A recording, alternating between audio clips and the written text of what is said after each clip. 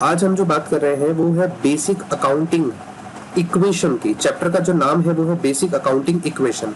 ठीक है, तो हम लोग पहले पढ़ेंगे बेसिक अकाउंटिंग इक्वेशन में है क्या।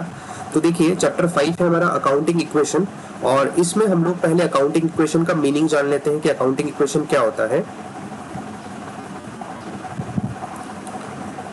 इको भी करेंगे बेटा, आज अकाउंट्स और इको दोनों ही पढ़ेंगे हम लोग, है ना। एक एक सब्जेक्ट नहीं चलेगा, मिनिमम 2 सब्जेक्ट्स हम पर डे पढ़ेंगे। ठीक है, ओके। अकाउंटिंग इक्वेशन जिसे हम लोग बैलेंस शीट इक्वेशन के नाम से भी जानते हैं। बैलेंस शीट इक्वेशन यानी कि ये एक मैथमेटिकल एक्सप्रेशन है जो बताता है कि हमारे बिजनेस की जो असेट्स होती है वो बिजनेस की लाइबिलिटीज के इक्वल होती है। मतलब बिजनेस के पास जो भी टोटल असेट्स हैं वो बिजनेस की लाइबिलिटीज के इक्वल होगी। ठीक है, एक इसका फॉर्मूला है, बहुत सिंपल सा फॉर्मूला है, जरा समझिएगा। Total asset is equal to closing capital plus liabilities. Closing capital plus liabilities.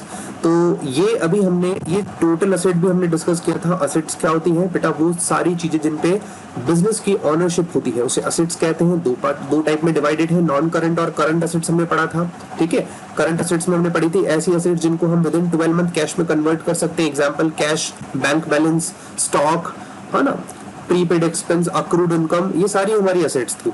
ठीक है, अच्छा इसमें जो नॉन करंट असेट्स है वो ऐसी असेट्स जिनको हमने लॉन्गर ड्यूरेशन के लिए बाय किया है। इसे अगेन 2 पार्ट्स में डिवाइड किया था, टेंजिबल नॉन करंट असेट्स और इनटेंजिबल। टेंजिबल में हमने पढ़ा था बिल्डिंग, व्हीकल्स, मोटर वैन, जिनको हम देख और छू सकते हैं। Assets which can be seen and touched is tangible non current assets. और इनटेंजिबल नॉन करंट असेट्स में हमने पढ़ा था assets which can not be seen and touched, which do not have physical existence like goodwill, patent, copyright, trademark, computer softwares. ये हमने total assets के बारे में पढ़ा था। असेट्स की जो हमने मीनिंग पढ़ी थी और उसके एग्जांपल्स देखे थे।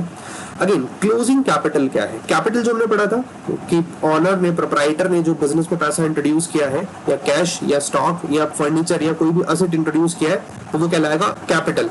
अब कैपिटल क्लोजिंग कौन सी होती है? वो कैपिटल जो कि at the end of accounting year हमारे बिजनेस में है वो क्लोजिंग कैपिटल है, और at the beginning of accounting year जो कैपिटल है वो ओपनिंग कैपिटल। तो हमारे फॉर्मूले में क्लोजिंग कैपिटल है, थोड़ा इसको ध्यान रखिएगा। और लाइबिलिटीज, ये बिजनेस की ऑब्लिगेशंस होती है जो बिजनेस को पे करनी होती है। अगेन 2 टाइप की है, नॉन करंट और करंट लाइबिलिटी। करंट लाइबिलिटी वो लाइबिलिटी जिनको हमें 12 मंथ के अंदर अंदर पे करना है, like creditors, bills payable, outstanding expense, है ना, एडवांस इनकम, बैंक ओवरड्राफ्ट, ये बहुत सारे एग्जांपल्स हमने पढ़े थे।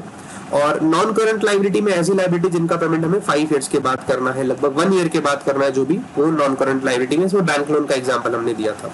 तो आपको एक ये फॉर्मूला थोड़ा सा ध्यान रखना है। मैंने अकाउंटिंग इक्वेशन जो हम चैप्टर पढ़ रहे हैं, इस चैप्टर में ये चैप्टर कहता है कि हमारे बिजनेस की जो भी टोटल असेट्स होती है वो टोटल ऑफ लाइबिलिटीज के इक्वल आएगी। ठीक है, और इसका एक फॉर्मूला क्रिएट किया है, total asset equals to closing capital plus liabilities. Okay, तो आप देखिएगा अब जो हम लोग पढ़ रहे हैं वो है इसकी कुछ बेसिक सी टर्म्स। मैंने यहाँ पे अगर आप देखेंगे तो यहाँ पे हमने बनाया है, क्या बनाया देखिएगा, transaction and their effect. Transactions और उनके इफेक्ट क्या पड़ते हैं। मैंने असेट्स के नीचे ये कुछ कॉलम्स पहले से ड्रॉ कर रखे हैं। ठीक है, जब इसके प्रैक्टिकल क्वेश्चंस पे आएंगे तो प्रैक्टिकल क्वेश्चंस हम लोग डील करेंगे, वहां पे कॉलम्स क्वेश्चन की नीड के अकॉर्डिंग हम लोग यहाँ पे ड्रॉ करने वाले हैं। ठीक है, और ये लाइबिलिटीज और ये कैपिटल, जो फॉर्मूला अभी मैंने आपको पढ़ाया asset is equal to liability plus capital, उसे मैंने अपर वाली रॉ में रखा है। ठीक है, और मैंने फिर यहाँ लिखा है ट्रांजेक्शन्स, ये जो है वो ट्रांजेक्शन्स का कॉलम है। ठीक है, ट्रांजेक्शन्स के कॉलम में हम वो सारे ट्रांजेक्शन्स पढ़ेंगे और उनका इफेक्ट जानेंगे कि इनका क्या क्या इफेक्ट होता है। बहुत बेसिक सी अकाउंटिंग है बेटा, ये जो चैप्टर है वो बहुत बेसिक है। इसमें सिर्फ आपको आपके जनरल माइंड का यूज करना है। ठीक है, मैं आपके साथ अभी पढ़ करके समझाऊंगा, आपको समझ आएगी सब चीजें। ठीक है, तो मैंने असेट्स के अंदर ये जो कॉलम्स बना रखे हैं ये पहले से ड्रॉ सिर्फ आपकी फैसिलिटी के लिए कर रखे, ताकि हम जब इसके ट्रांजेक्शन्स को रीड करें तो हम लोग यहाँ पे इसके जो इफेक्ट है वो यहीं पे लिखते जाएं। ठीक है, और लाइबिलिटीज के अंदर भी मैंने कुछ कॉलम्स बना रखे हैं। कैपिटल के अंदर अगर आप देखोगे तो कोई कॉलम नहीं है, केवल एक कैपिटल का ही कॉलम है, इसके अंदर कोई एग्जांपल्स नहीं, क्योंकि इसके अंदर कोई एग्जांपल्स होते नहीं है। ठीक है, तो आप देखिएगा मैं यहाँ से जो स्टार्ट कर रहा हूँ आपको दिखेगा भी, आप सब लोग देखते जाइएगा।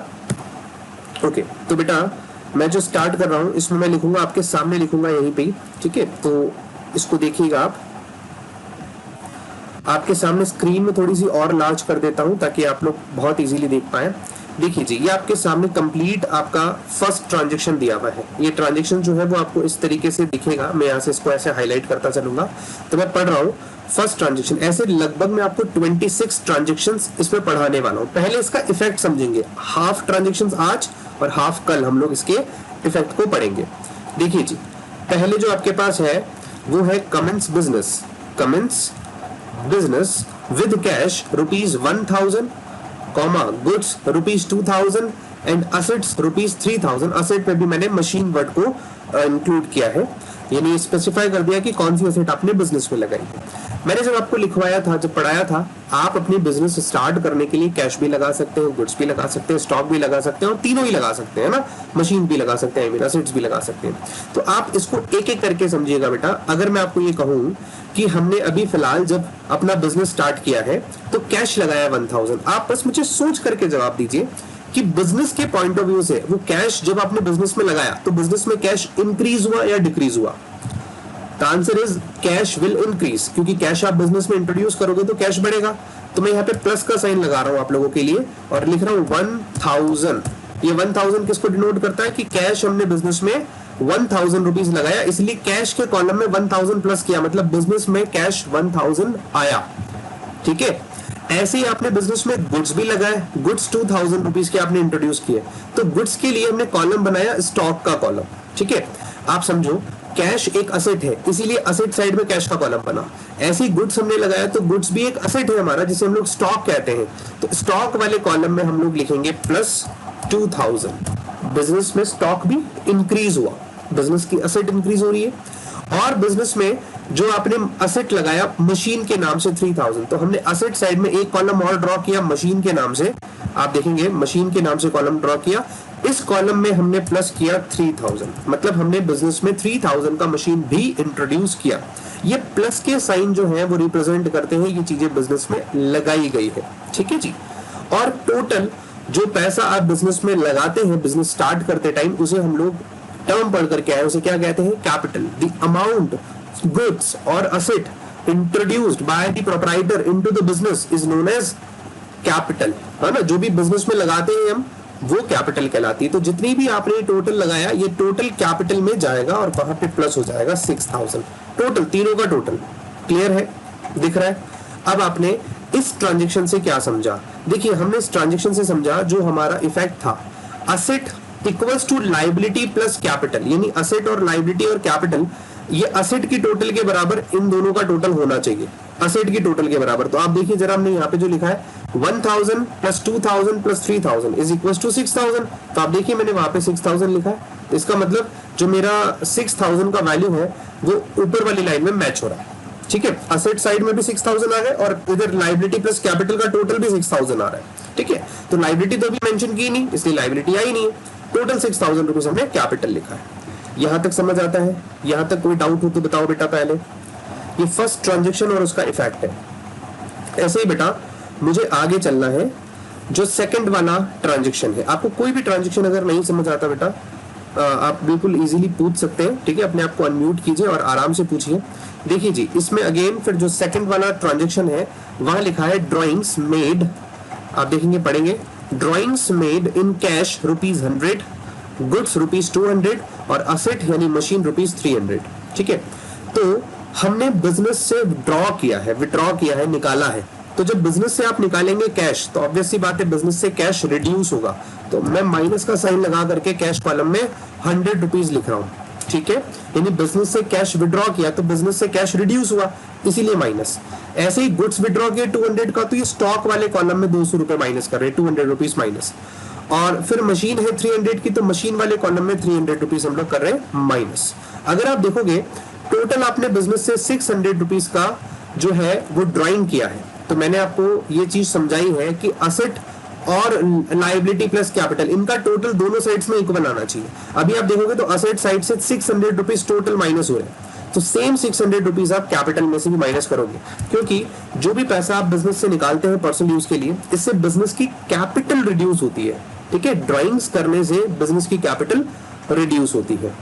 ठीक है, अभी ये दो ट्रांजेक्शन्स आपने देखे बेटा, मैं इसके साथ साथ आपको कुछ चीजें और समझाऊं।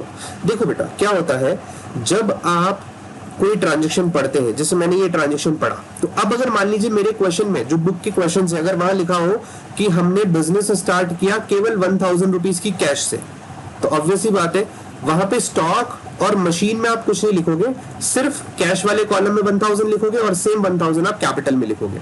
ठीक है, तो अब आपको ऐसे जो है वो चीजें अप्लाई करना सीखना है कि अगर मेरे क्वेश्चन में केवल कैश की बात हो या केवल गुड्स की बात हो या केवल असेट की बात हो, तो हमें उस रेस्पेक्टिव कॉलम में ही उसका इफेक्ट शो करना है। ठीक है, हो सकता है तीनों साथ में आ जाए, हो सकता है केवल एक आए, हो सकता है केवल दो आए, वो डिपेंड करता है क्वेश्चंस पे। ठीक है, ऐसे ड्राइंग्स की केस में भी है, ड्राइंग्स में भी अगर आपने क्वेश्चन में बोल दिया केवल आपने 100 रुपीज का ड्राइंग किया या 5000 का ड्राइंग किया, कैश का किया, तो आप केवल कैश रिड्यूस करोगे 5000 से और सेम कैपिटल में से रिड्यूस करेंगे। यहां तक क्लियर है क्या, समझ आ रहा है क्या भाई? ये दो ट्रांजेक्शन थोड़े से स्पेशल होते हैं, इसके बाद अब सब इजी ट्रांजेक्शंस आपको लगेंगे। ठीक है जी, तो आप आइए जरा देखिए, मैं लिख रहा हूं यहाँ पे परचेज। अगेन ये सारे के सारे ट्रांजेक्शंस मेरे समझाने के पीछे वजह ये है बेटा, जो हम क्वेश्चंस स्टार्ट करेंगे, जो हमारी बुक के क्वेश्चन है लगभग 1 से लेके 20 तक के क्वेश्चन है, 20-30 क्वेश्चन है, उसमें से 20 क्वेश्चन तो इस फॉर्मेट के ऊपर बेस्ड है जो मैं आपको पढ़ा रहा हूँ अभी। ठीक है, ये अकाउंटिंग इक्वेशन की स्टेटमेंट है, इसको स्टेटमेंट बना करके सॉल्व किया जाता है। ठीक है जी, तो ये मैं आपको सिखाऊंगा अभी। पहले हम लोग सिर्फ ट्रांजेक्शन्स को डील करना सीख रहे हैं। Third point, purchase goods 4 rupees 100 in cash. ठीक है, अच्छा अभी मैंने आपको सिर्फ और सिर्फ इन ट्रांजेक्शन का इफेक्ट सिखा रहा हूं, आज की फर्स्ट क्लास है, इसीलिए जब हम लोग सेकंड क्लास और पढ़ेंगे जिसमें हम लोग इसके सारे ट्रांजेक्शंस और उसके इफेक्ट को समझ चुके होंगे, और जब हम इसके प्रैक्टिकल क्वेश्चंस पे आएंगे तो प्रैक्टिकल क्वेश्चंस पे मैं आपको थोड़ा सा बता दूं, जैसे ही फर्स्ट 2 ट्रांजेक्शंस होते हैं इसके बाद न्यू इक्वेशन बनती है। ठीक है, न्यू इक्वेशन में क्या होता है, टोटल हो जाता है इनका सबका। तो आप ये मत सोचना कि सर हमारी बुक में तो पहले न्यू इक्वेशन बना रखी, आपने बनवाई नहीं। अभी मैंने सिर्फ और सिर्फ आपको इसका इफेक्ट समझाना है। अभी हमने चैप्टर की स्टार्टिंग की है। ठीक है, क्वेश्चंस पे जब आएंगे तो क्वेश्चंस के फॉर्मेट में उसे सॉल्व करेंगे। क्लियर? ओके, तो point number 3 is purchase goods for ₹100 in cash. अब आपको ये समझना है, आपने गुड्स बाय किया, बिजनेस के पॉइंट ऑफ व्यू से सोचो, बिजनेस में क्या आया और बिजनेस से क्या गया। जब आपने गुड्स बाय किया तो और कैश में बाय किया, तो बिजनेस से कैश का तो आउटफ्लो हुआ, कैश तो बिजनेस से रिड्यूस हो गया, और बिजनेस में क्या आया, वो गुड्स आया 100 रुपीज का। तो आप समझिएगा इसका इफेक्ट क्या बनेगा, कैश तो रिड्यूस, यानी कैश में से तो माइनस किया मैंने 100, और स्टॉक में प्लस करेंगे 100 क्योंकि स्टॉक हमारा इंक्रीज हो रहा है। अब इसका कोई इफेक्ट लायबिलिटी और कैपिटल साइड में नहीं पड़ेगा भाई, इसका कोई इफेक्ट इधर लायबिलिटी और कैपिटल में नहीं पड़ेगा। तो आपको ये समझ आएगा कि बेटा क्यों नहीं पड़ा इसका इफेक्ट, क्योंकि इस क्वेश्चन में यानी इस ट्रांजेक्शन में जो लिखा है वो लिखा है केवल आपने गुड्स परचेज किया है। आपने क्या किया है, गुड्स परचेज किया है। ठीक है, तो जब आप गुड्स परचेज करोगे तो आपका कैश रिड्यूस होगा और स्टॉक इंक्रीज होगा, दोनों ही इफेक्ट असेट साइड में हो रहे हैं। बट आप देखो बैलेंस देखना असेट का, पहले -100 होता है असेट एक साइड में और फिर +100 हो जाता है, मतलब जीरो हो गया असेट का जो वैल्यू है वो जीरो इंक्रीज हुआ, एक प्लस एक माइनस हुआ असेट। तो बिजनेस में जो असेट्स है वो नेट असेट तो जीरो ही है ना, नेट असेट का वैल्यू तो कोई इंक्रीज हुआ इस ट्रांजेक्शन से, इसलिए लायबिलिटी और कैपिटल में भी कोई अमाउंट नहीं आया। ठीक है, आपको सिर्फ इनके इफेक्ट को समझना है। फोर्थ पॉइंट पे आते हैं बेटा। Fourth point is purchase goods for ₹200 on credit. आप समझिएगा, आपने 200 का गुड्स क्रेडिट पे बाय किया। अब जब आप क्रेडिट पे गुड्स बाय करते हैं तो क्या होगा, आपके पास स्टॉक तो बढ़ा बट आपका कैश रिड्यूस नहीं हुआ, बिकॉज आपने क्रेडिट पे बाय किया। क्रेडिट मतलब उधार, तो आपके लिए लायबिलिटी बढ़ेगी। जिस पर्सन से आपने गुड्स बाय किया है वो आपके क्रेडिटर्स हैं, या सप्लायर्स और क्रेडिटर्स बोल दीजिए, तो क्रेडिटर्स अब इंक्रीज हो जाएंगे बिकॉज वो आपसे पैसे मांगेंगे फ्यूचर में। तो अभी इसका इफेक्ट कैश पे तो कुछ भी नहीं आएगा, बट आपने 200 रुपीज का गुड्स बाय किया है तो प्लस 200 रुपीज हमारे पास स्टॉक बढ़ेगा, और सेम 200 से हमारे क्रेडिटर बढ़ेंगे। आप देखेंगे लायबिलिटी साइड में ही मैंने क्रेडिटर लिख रखा है, ये 200 रुपीज से प्लस होगा इसके सामने वाले कॉलम में, है ना, यहाँ पे 200 रुपीज प्लस, क्योंकि हमारी लायबिलिटी इंक्रीज हुई। क्लियर? तो अभी तक ये जो मैंने 4 ट्रांजेक्शन्स करवाए हैं इनमें कोई डाउट? अगेन लास्ट 4th वाले ट्रांजेक्शन में भी आप देख लीजिए, असेट साइड में टोटल 200 इंक्रीज हो रहा है और लायबिलिटी प्लस कैपिटल में भी 200 आ रहा है, तो इट मींस हमारा अकाउंटिंग इक्वेशन मैच कर रहा है। पढ़ा था ना अकाउंटिंग इक्वेशन क्या होता है, असेट्स और लायबिलिटीज का टोटल दोनों का इक्वल आएगा। क्लियर? चलिए जी 5th पे चलते हैं, बहुत इजी से है। Sold goods for ₹100 in cash. अब हमने कैश में 100 रुपीज का गुड्स सेल किया। अब आप सोचो आपके पास क्या आया और क्या गया। आप कहोगे सर कैश तो आया बिकॉज हमने गुड्स बेचा, और हमारे बिजनेस से गुड्स रिड्यूस हुए। तो कैश आया तो आप कैश वाले कॉलम में करेंगे +100 और स्टॉक वाले कॉलम में करेंगे -100। ये बात समझ आती है? आप देखो मैं बहुत स्टेप बाय स्टेप आपके लिए ये ट्रांजेक्शन्स लेकर के आया हूँ। मैं स्टेप बाय स्टेप एक एक ट्रांजेक्शन्स आपको क्लियर करूंगा, ठीक है? तो आप देखिए आपने 100 रुपीज के गुड्स को सेल किया और कैश रिसीव किया, तो कैश इंक्रीज हुआ, बिजनेस में इंक्रीज हुआ, हमें मिला, और हमारे बिजनेस से स्टॉक रिड्यूस हुआ। तो कैश में तो कर दिया प्लस का साइन दिखेगा और स्टॉक में कर दिया माइनस का साइन। अब ये थोड़ा सा आपको ध्यान रखना पड़ेगा। अगेन आप देखोगे असेट और लायबिलिटी का इफेक्ट क्या है। असेट, नेट असेट जो 5th पॉइंट है इसमें 0 हो रहा है, तो लायबिलिटी और कैपिटल में कोई बैलेंस नहीं आ रहा। आई बात समझ में? 6 पॉइंट की तरफ चलते हैं। 6 point is sold goods for ₹100 on credit. आपको ये सब चीजें ना अपने माइंड में सेव करते जाना है। आपको समझना है कि इस ट्रांजेक्शन का इफेक्ट ऐसा क्यों हो रहा है, रटना नहीं है। अगर आप इसको रटोगे, समझोगे नहीं, तो बेटा आपको सारे क्वेश्चंस ऐसे सेम टू सेम नहीं होंगे, है ना? सारे के सारे ट्रांजेक्शन ऐसे नहीं होंगे, कुछ में लैंग्वेज भी चेंजेस होंगी, है ना? तो आपको समझना पड़ेगा। तो देखिए sold goods for ₹100 on credit, इस बार आपने क्रेडिट पे सेल किया है गुड्स को। अब जब आप गुड्स को सेल करेंगे बेटा, तो ऑब्वियसली बात है बिजनेस से स्टॉक तो गया, लेकिन अगेन क्रेडिट पे, आप देखो मैंने यहाँ पे बोल्ड करके इसे जो है अंडरलाइन और कर रखा है। तो क्रेडिट का मतलब क्या है? क्रेडिट का मतलब है सर अभी तक इसका पैसा हमें रिसीव नहीं हुआ, यानी हमने हमारे कस्टमर्स को गुड्स बेचा लेकिन उन कस्टमर से हमें पैसे अभी तक रिसीव नहीं हुए हैं। तो जिन लोगों को हमने गुड्स सेल किया जिनसे पैसे नहीं मिले, वो हमारे कौन होते हैं सर? डेटर्स होते हैं। उन्हें हमने डेटर नाम की टर्म पढ़ी, डेटर्स। डेटर्स कौन होते हैं? वो पर्संस जिन्हें ऑर्गेनाइजेशन को पैसा पे करना है, यानी वो लोग जिनसे हमारा बिजनेस पैसे मांगता है, उसे हम लोग डेटर कहते हैं। तो जब हम गुड्स क्रेडिट पे बेचते हैं तो कैश पे कोई इफेक्ट नहीं, गुड्स तो रिड्यूस हुआ बिजनेस से, तो -100 और डेटर में +100, ये डेटर इंक्रीज होंगे इस बार। देखो दो चीजें, एक डेटर एक क्रेडिटर, इनमें बड़ा कंफ्यूजन होता है बच्चों को इनिशियल स्टेज पे, जब तक आप समझ नहीं पाते हैं तब तक। डेटर्स वो लोग जिनको हमने क्रेडिट पे गुड्स बेचा, क्रेडिटर वो लोग जिनसे हमने क्रेडिट पे गुड्स बाय किया। डेटर हमारी असेट होती है बिकॉज हमें उनसे पैसा लेना है, और क्रेडिटर्स हमारी लायबिलिटी होती है क्योंकि हमें उनको पैसा देना है। आई बात समझ में? इसीलिए इन कॉलम्स को आप देखेंगे मैंने क्रेडिटर को लायबिलिटी साइड में लिखा है और इधर डेटर को असेट साइड में एक नया कॉलम बना करके लिखा है। क्लियर है यहाँ तक? 6 ट्रांजेक्शन्स क्लियर होते हैं बच्चा।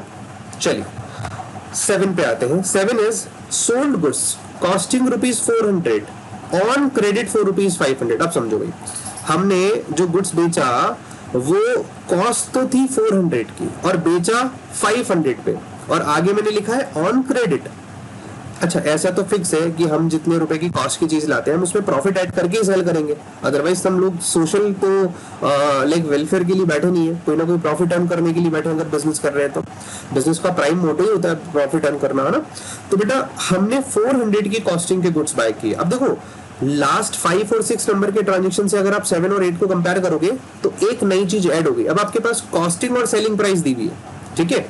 तो अब आपके पास क्वेश्चन है, सोल्ड आपने गुड्स सेल किया है, कॉस्टिंग है 400 रुपीज का, ऑन क्रेडिट ₹500।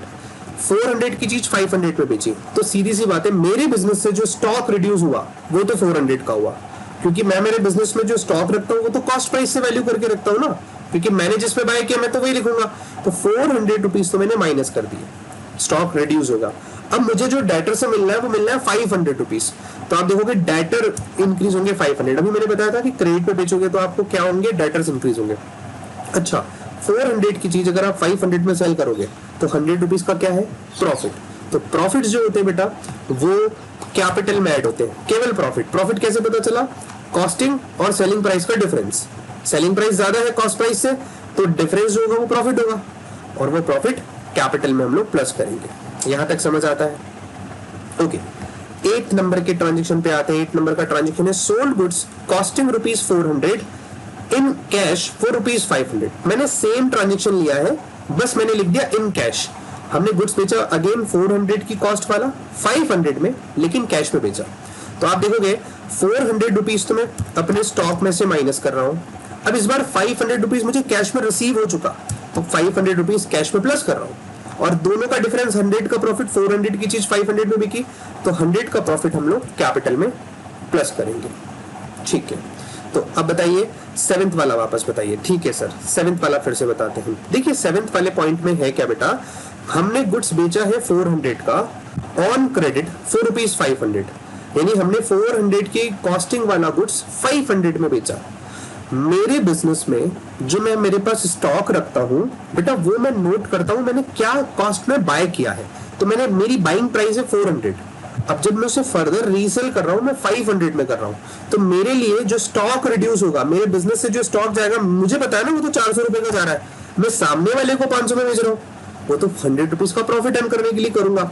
तो मेरे बिजनेस से 400 का कॉस्टिंग का स्टॉक रिड्यूस हुआ, बिकॉज मैंने बेचा तो मेरे पास से स्टॉक गया, और 500 रुपीज मेरे पास आएंगे, आए नहीं है, आएंगे बिकॉज मैंने क्रेडिट पे सेल किया। देखो यहाँ पे मैंने लिखा ऑन क्रेडिट, यानी किसी पर्सन को बेचा है, तो उससे 500 रुपीज जब आएंगे तब हम कैश में लिख देंगे। फिलहाल तो डेटर्स में प्लस करेंगे, क्योंकि जिन पर्सन को हमने क्रेडिट पे गुड्स बेचा है वो हमारे डेटर्स होते हैं। ठीक है, अगेन 100 का प्रॉफिट हुआ, 400 की चीज 500 में सेल की, तो 100 का प्रॉफिट, वो प्रॉफिट मैंने कैपिटल में ऐड किया। प्रॉफिट और लॉस सब कैपिटल में एडजस्ट होगा, प्रॉफिट होगा तो प्लस कर देंगे, लॉस होगा तो माइनस कर देंगे।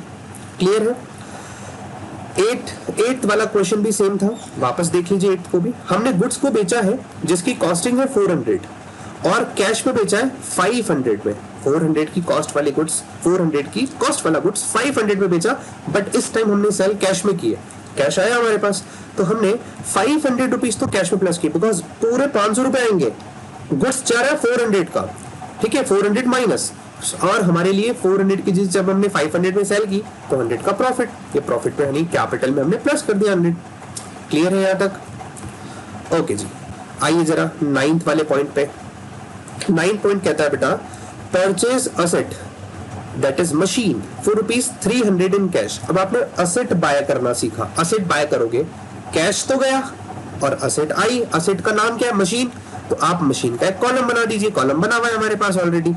अब हमने कैश में बाय किया तो कैश तो 300 से माइनस और मशीन में ही 300 रुपीज प्लस।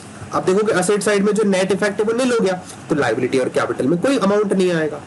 क्लियर है क्या बच्चों? चलिए एक बार मैं आप लोगों के सामने, देखिए शेयर तो मैं करूंगा इसकी आपके साथ पीडीएफ, बट एक बार फिर भी आप इतना एसेस ले लें अपने पास, स्क्रीनशॉट ले लें अपनी फोन में, ताकि अगर मैं पीडीएफ लेट भी सेंड करूं तब तक आप अपना काम तो कर ले यार। ठीक है, समझ आ गया? आइए जरा नेक्स्ट वाले स्लाइड पे चलते हैं। ये अभी तक हमने 9 ट्रांजैक्शंस के साथ डील किया, आगे 10th वाला ट्रांजैक्शन देखिएगा। Purchase asset that is machine for rupees 300 on credit. हमने अगेन क्रेडिट पे एक असेट बाय की, मशीन बाय की, तो बेटा आपके पास कैश तो गया नहीं है इस बार, क्योंकि आपने मशीन बाय की, मशीन में 300 प्लस होगा। अगेन क्रेडिट पे बाय किया है, जब हम क्रेडिट पे कुछ भी बाय करते तो हमारे क्रेडिटर बढ़ेंगे, तो क्रेडिटर्स इंक्रीज होंगे, लाइबिलिटी बढ़ेगी ना हमारी, हमें 300 रुपीज पे करना होगा आगे, तो 300 रुपीज क्रेडिटर्स में प्लस हो गया। ठीक है, जैसे हमने गुड्स बेचने वाली बात की थी, वहां गुड्स में स्टॉक के साथ डील कर रहे थे, अभी हम मशीन के साथ करेंगे।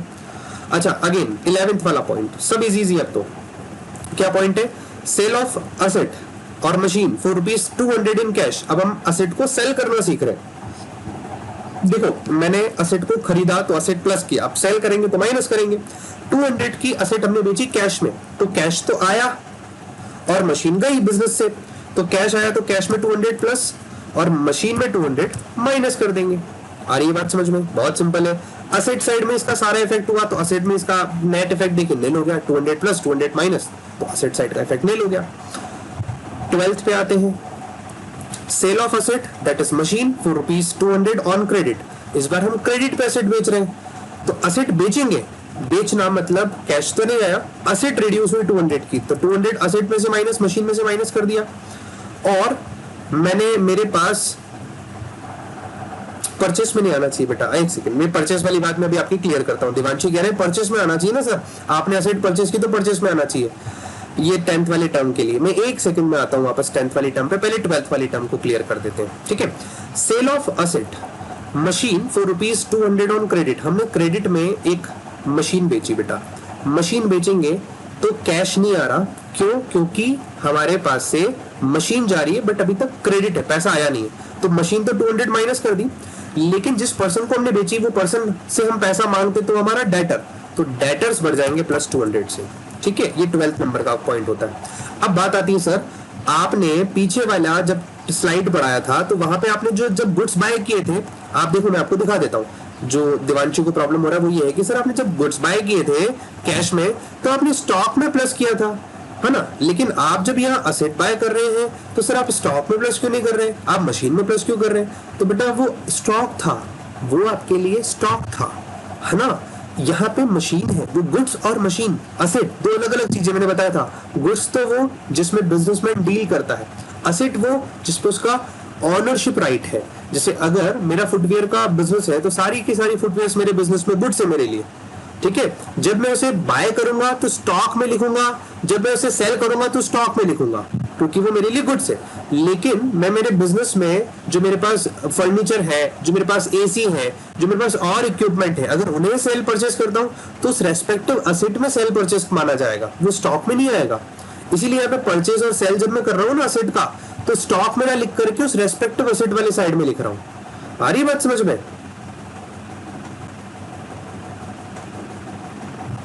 सर मैं पूछ रही हूं कि परचेज में माइनस आएगा तो प्लस क्यों आया? बेटा कहां परचेज मैंने माइनस, किस साइड पे? अच्छा इस पे कह रहे परचेज में माइनस आएगा, समझा नहीं मैं आपकी बात। एक बार आप अपने आप को अनम्यूट करके बेटा बात कर सकते हैं, बताइए क्या कहना चाह रहे हैं।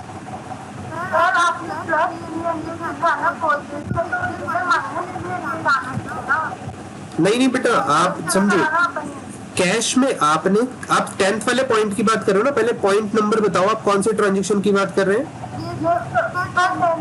10th की बात कर रहे हैं ना बेटा। अगेन देखिए, आप मैंने लिखा असेट आपने बाय किया है, बाय करोगे, आप सोचो आपके दिमाग में आप ये चीज लाओ, जब आप असेट बाय कर रहे हो, मशीन तो आपके पास आ रहा है बिजनेस में, आपके पास से जा क्या रहा है?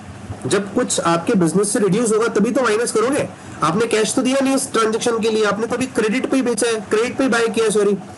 तो अभी तक आपने क्रेडिट पे बाय किया तो आपकी लायबिलिटी भी बढ़ेगी, असेट भी आया और लायबिलिटी भी बढ़ी, इसीलिए मैंने असेट में प्लस किया और सेम लायबिलिटी साइड में क्रेडिटर में प्लस किया।